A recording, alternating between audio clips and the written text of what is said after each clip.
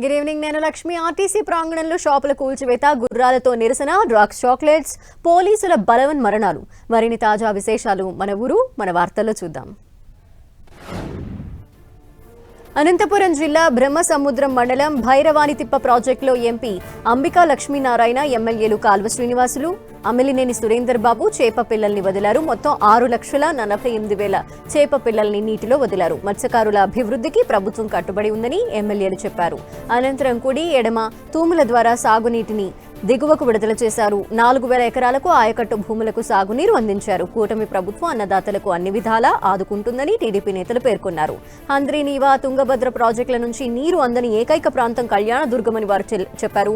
వచ్చే 2.5 ఏళ్లలో BTP project పనుల్ని పూర్తి చేసి 114 చెరువులకు సాగునీరు అందిస్తామని టీడీపీ నేతలు హామీ ఇచ్చారు. వచ్చే బడ్జెట్లో భూ నిర్వాసితులకు అవసరమైన నిధులు మంజూరు చేయాలని సీఎం చంద్రబాబును కోరనున్నట్టు వారు వెల్లడించారు. పరిహారం అందిన తర్వాతే ప్రాజెక్టు పనులు పూర్తి చేస్తామన్నారు. మాజీ సీఎం జగన్ ఈ ప్రాంతం అభివృద్ధికి సహకరించలేదని ఎమ్మెల్యేలు మండిపడ్డారు. విజన్ అంటే సీఎం చంద్రబాబుదేనన్న నేతలు ఆర్థిక ఇబ్బందుల్లో రాష్ట్రం ఉన్నప్పటికీ ఆగిపోయిన పెండింగ్ ప్రాజెక్టులకు మహర్దశ పట్టిందని వారు చెప్పారు. మా ప్రాంత వాసులందరూ కూడా 114 చెరువులకి ఖచ్చితంగా 2.5 సంవత్సరం లోపు నీళ్లు ఇస్తారని ఎన్నికల హామీలో భాగంగా ఇవ్వడం జరిగింది. అందులో భాగంగానే ఈరోజు రైతులకు ఫస్ట్ భూ నష్టపరిహారం ఏదైతే భూములు పోగొట్టుకున్నారో వాళ్ళందరూ కూడా వాళ్ళ పరిహారం చెల్లించే విధంగా ముఖ్యమంత్రి గారి దృష్టికి తీసుకెళ్లాం. ఖచ్చితంగా ముఖ్యమంత్రి గారు కూడా అంగీకరిస్తున్నారు. ఇది ప్రయారిటీ ప్రాజెక్ట్ కింద కూడా తీసుకున్నారు. ఇది తీసుకోవడం అంటే నిజంగా మన ప్రాంత వాసులు కళ్యాణదుర్గం, రాయదుర్గం ఈ 2 ప్రాంతాల రైతులు కూడా అదృష్టంగా భావించాలి. వేసవిలో పంటలు పండుతాయి కాబట్టి నీటిని పొదుపుగా వాడుకోండి, నీటిని వృధా చేయొద్దు, సక్రమంగా నీటిని వినియోగించుకొని ఈ ప్రాంత ఆయకట్టులో భైరవానితిప్ప కుడి ఎడమ కాలువల పరిధిలో ఉండే ఆయకట్టులో రైతులు సాగు చేసుకునే పంటల దిగుబడులు ఉన్నతంగా ఉండాలని మనసారా కోరుకుంటాం. పశ్చిమ గోదావరి జిల్లా తాడేపల్లిగూడెంలో తెలుగుదేశం పార్టీ కార్యాలయాన్ని మంత్రి నిమ్మల రామానాయుడు ప్రారంభించారు. 2019లో ఒక్క ఛాన్స్ అంటూ అబద్దాలతో అధికారంలోకి వచ్చిన జగన్ రాష్ట్రాన్ని లూటీ చేశాడని ఆయన మండిపడ్డారు. ఉప ముఖ్యమంత్రి పవన్ కళ్యాణ్ సంకల్పం మేరకు సంక్రాంతి నాటికి గుంతలు లేని ఆంధ్రప్రదేశ్గా తీర్చిదిద్దే ప్రయత్నం చేస్తున్నామని మంత్రి చెప్పారు. అభివృద్ధి, సంక్షేమం 2 కళ్లుగా కూటమి ప్రభుత్వం పనిచేస్తోందన్నారు. గ్రామంలోనూ కూడా రేపు సంక్రాంతి లోపుగా ప్రతి ఇంటికి కూడా సీసీ రోడ్లు వేయాలని ఏదైతే పవన్ కళ్యాణ్ గారు ఇచ్చినటువంటి ఆదేశాల ప్రకారం పల్లె పండుగను గ్రామాన కూడా ఒక సంక్రాంతి, ఒక క్రిస్మస్, ఒక రంజాన్ మాదిరిగా చేసుకోవడం గాని, ఆంధ్రప్రదేశ్ రాష్ట్రంలో మళ్ళీ గుంతలు లేకుండా రోడ్లు ఉండాలని, గుంతలు లేనిటువంటి ఆంధ్రప్రదేశ్ చూపించాలనేటువంటి విధానంతో R&B ద్వారా కూడా పెద్ద ఎత్తున ఏదైతే నిధులు ఇచ్చి రోడ్లు నిర్మాణం చేస్తూ ఉన్నామో. ఎన్టీఆర్ జిల్లా కానూరులోని శ్రీరామ్ నగర్ గ్రామంలో నందమూరి తారక రామారావు విగ్రహాన్ని పెనమలూరు ఎమ్మెల్యే బోడే ప్రసాద్ ఆవిష్కరించారు. పేద ప్రజల అభ్యున్నతికి కృషి చేసిన మహనీయుడు నందమూరి తారక రామారావు విగ్రహాన్ని ఆవిష్కరించడం అదృష్టంగా భావిస్తున్నానని ఆయన తెలిపారు. ఈ కార్యక్రమంలో విజయవాడ తూర్పు నియోజకవర్గం ఎమ్మెల్యే గద్దె రామ్మోహన్ రావు పాల్గొన్నారు. గత ప్రభుత్వం రోడ్లని పట్టించుకోలేదని ఎమ్మెల్యే ఆగ్రహం వ్యక్తం చేశారు. టీడీపీ కూటమి అధికారంలోకి వచ్చాక రోడ్లతో పాటు అభివృద్ధి కార్యక్రమాలు జరుగుతున్నాయని బోడే ప్రసాద్ అన్నారు. 6 నెలల కాలంలోనే కానూరులో సుమారుగా 10 కోట్ల రూపాయలు ఇక్కడ ఖర్చు పెడతాం జరిగింది.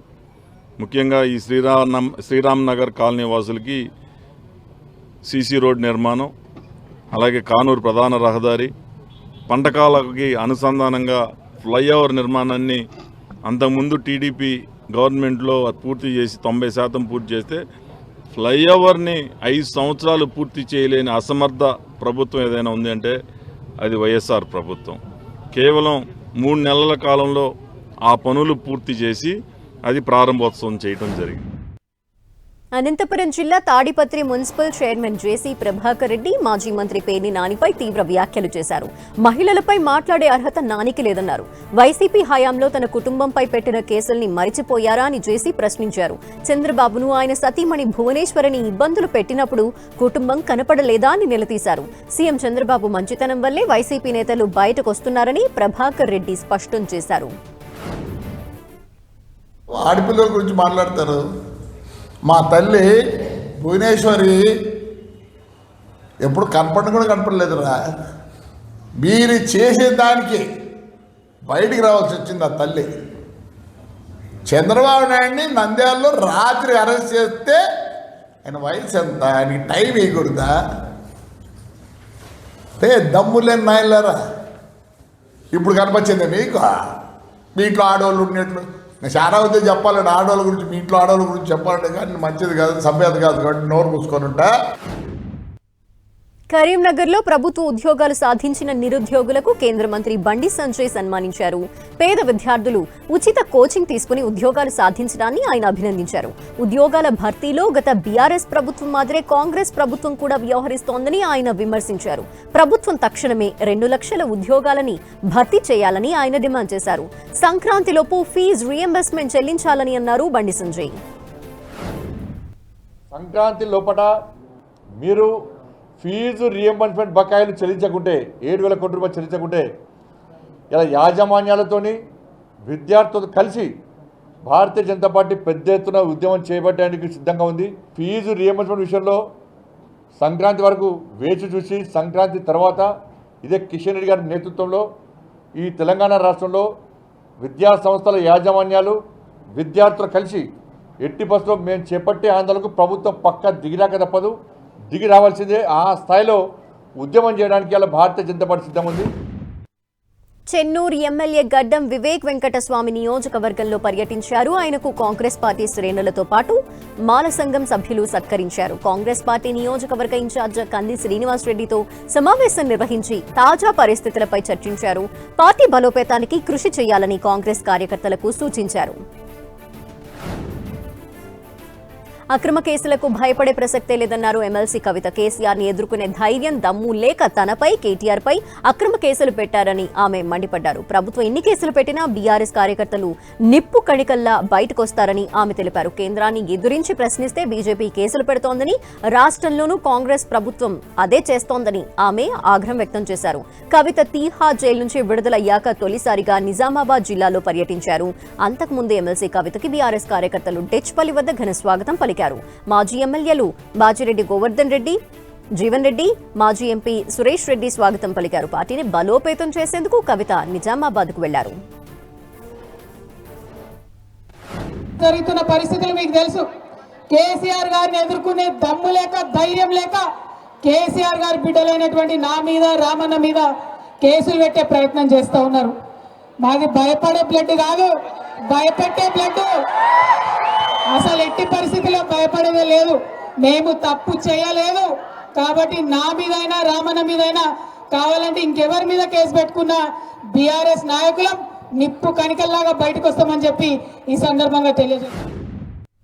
తనకు ఎమ్మెల్సీగా అవకాశం ఇస్తే నిరుద్యోగుల సమస్యలపై గళమెత్తుతానని కరీంనగర్, మెదక్, నిజామాబాద్, ఆదిలాబాద్ ఉమ్మడి జిల్లాల ఎమ్మెల్సీ అభ్యర్థి నరేందర్ రెడ్డి తెలిపారు. మంచిర్యాలలో జరిగిన జిల్లా స్థాయి పట్టభద్రుల ఆత్మీయ సమ్మేళనానికి ఆయన ముఖ్య అతిథిగా హాజరయ్యారు. తనకు ఎమ్మెల్సీగా అవకాశం ఇస్తే రానున్న రోజుల్లో ఆల్ఫోర్స్ విద్యా సంస్థల తరపున యువతకు ఉచిత కోచింగ్, శిక్షణ తరగతులు ఏర్పాటు చేస్తామని హామీ ఇచ్చారు. ప్రతి సంవత్సరం జాబ్ క్యాలెండర్ విడుదల చేసే విధంగా ప్రభుత్వంపై ఒత్తిడి తెస్తానని నరేందర్ రెడ్డి చెప్పారు.